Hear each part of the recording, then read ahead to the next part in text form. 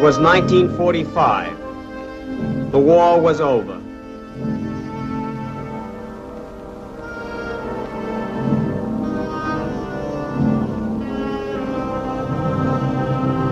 Slowly, painfully, life came back to the ruins of Europe.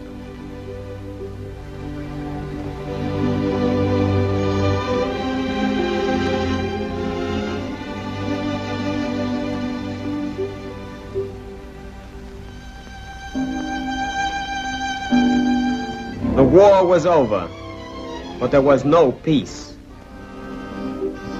Despair crouched over the continent. Hopelessness circled Europe like a bird of prey. Why? What were the forces? What were the issues in a war that turned nations into rubble heaps and populations into beggars? The people wanted the answers. They wanted to know what happened and why. In the Palace of Justice in Nuremberg, the people of the world came together. For there sat the International Military Tribunal to judge the chief Nazi war criminals.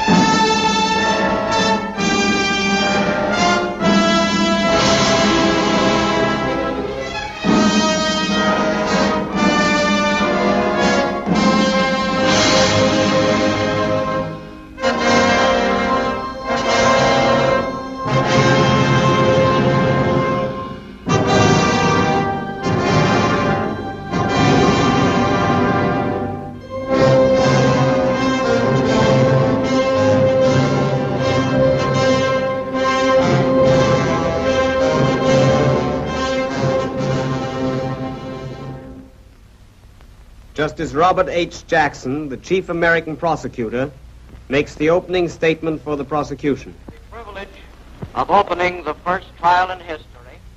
The privilege of opening the first trial in history for crimes against the peace of the world imposes a grave responsibility.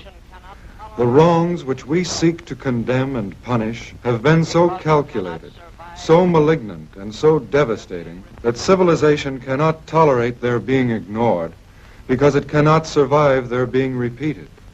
That four great nations, flushed with victory and stung with injury, stay the hand of vengeance and voluntarily submit their captive enemies to the judgment of the law is one of the most significant tributes that power has ever paid to reason. This inquest represents the practical effort of four of the most mighty of nations, with the support of 15 more, to utilize international law to meet the greatest menace of our times, aggressive war. The common sense of mankind demands that law shall not stop with the punishment of petty crimes by little people. It must also reach men who possess themselves of great power, and who make deliberate and concerted use of it to set in motion evils which leave no home in the world untouched. In the prisoner's dock sit 20-odd broken men, reproached by the humiliation of those they have led, almost as bitterly as by the desolation of those they have attacked. Their personal capacity for evil is forever past. Merely as individuals, their fate is of little consequence to the world. What makes this inquest significant is that these prisoners represent sinister influences that will lurk in the world long after their bodies have returned to dust.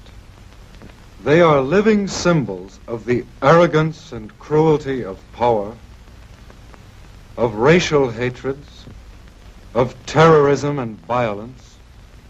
They are symbols of fierce nationalisms and of militarism, of intrigue.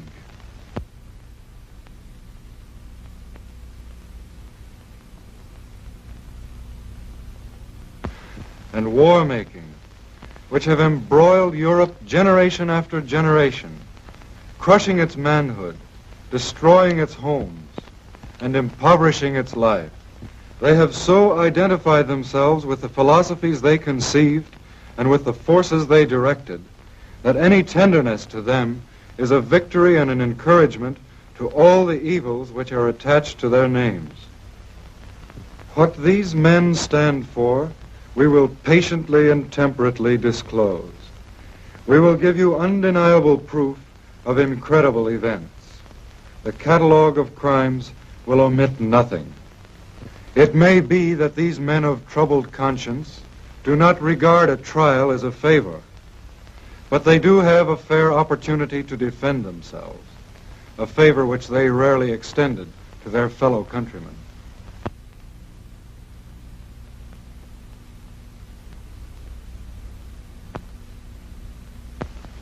We will not ask you to convict these men on the testimony of their foes. There is no count of the indictment that cannot be proved by books and records.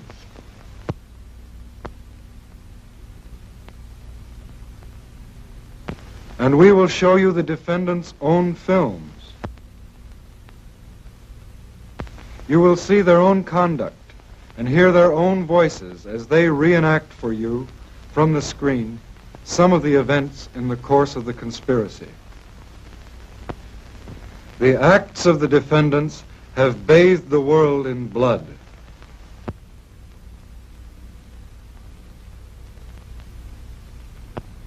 And set civilization back a century.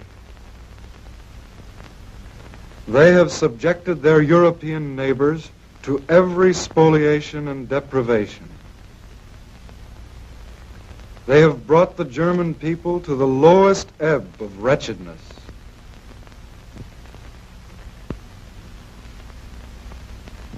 They have stirred hatreds and incited domestic violence on every continent.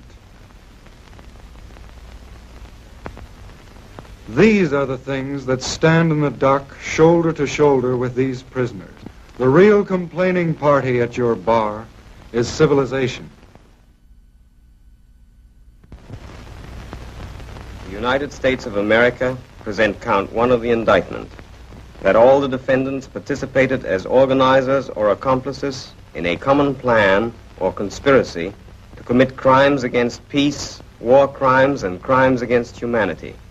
The aims of this conspiracy were open and notorious. The aims of this conspiracy were open and notorious. It was far different from any other conspiracy ever unfolded before a court of justice. Pistol shots, and then wild firing. The heart leapt as old war experiences were relived. Its history is the history of the Nazi Party, which grew from the brawling streets of Munich in the 20s.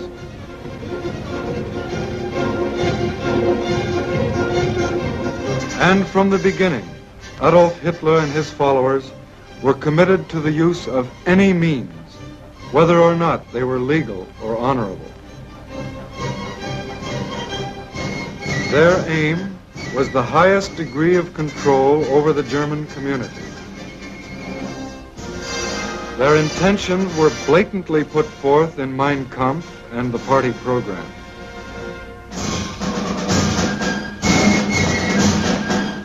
And they preached their favorite doctrine up and down the land.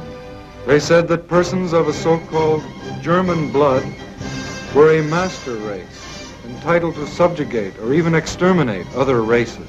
They said that the Germans should be ruled under the Führerprinzip, or leadership principle, by which each sub-leader owed unconditional obedience to his superior, and so on right up to Adolf Hitler.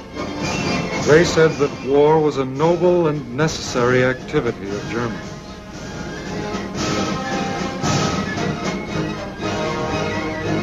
And they said that the Nazi Party alone had the right to rule Germany and the right to destroy the party's enemies.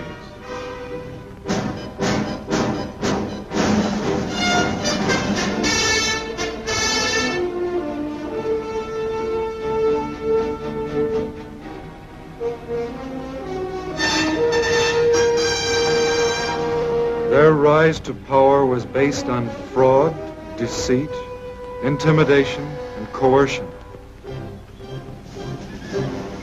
culminating finally in terror and flame.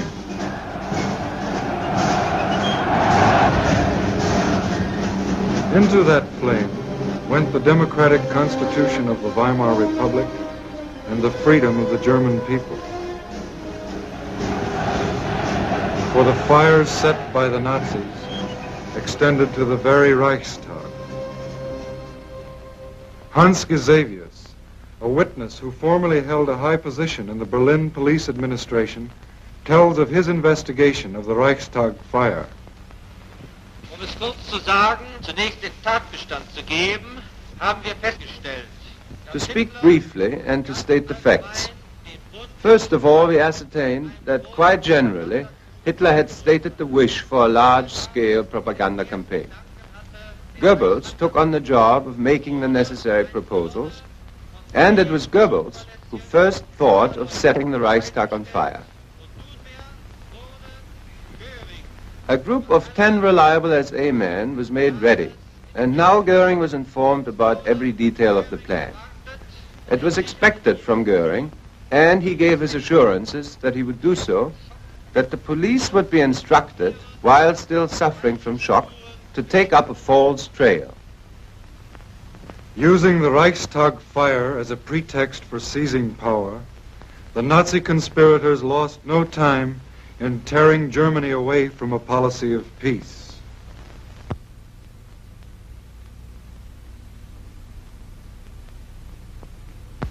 Late in 1933, they led their nation out of the disarmament conference, quit the League of Nations, and embarked on a course of secret rearmament. By 1934, the new armaments program designed by defendants Goering, Schacht, and Funk was going full blast.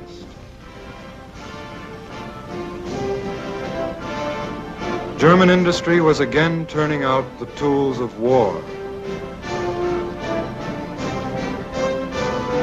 The Krupp plants hummed, and 1 year later, Goering could announce, From the strong foundation of the National Socialist ideology, today rises once again the German armed forces. A few days later, General von Blomberg announced the new law for compulsory military service.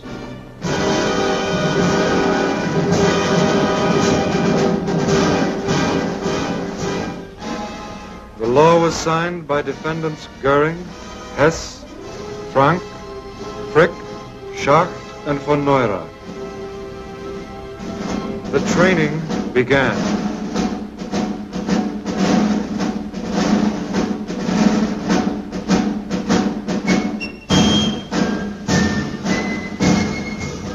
Finally, in spring of 1936, the Nazis sent their new troops marching into the Rhineland.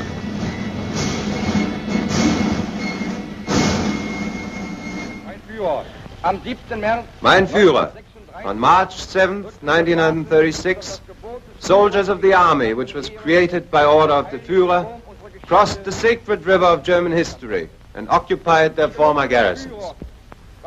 They pledged the Führer, whatever decisions he may make, unbreakable faith and obedience, and they vowed to follow him and to prove their sincerity by their never-ending love for Germany. The columns grew longer.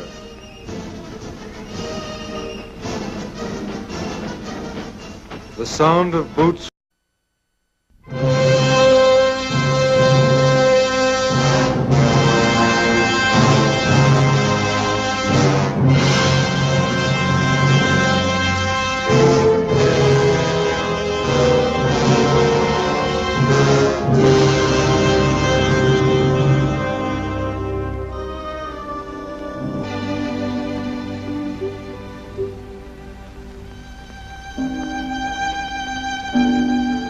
The war was over, but there was no peace.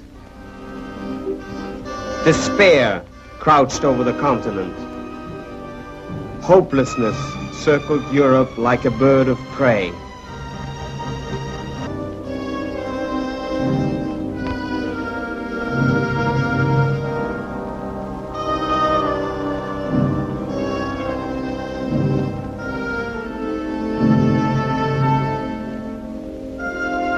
was 1945. The war was over.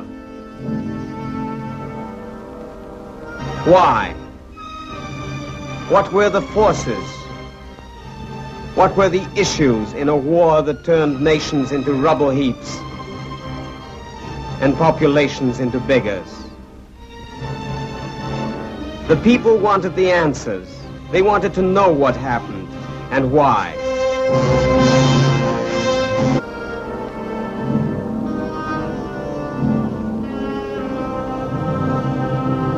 Slowly, painfully, life came back to the ruins of Europe.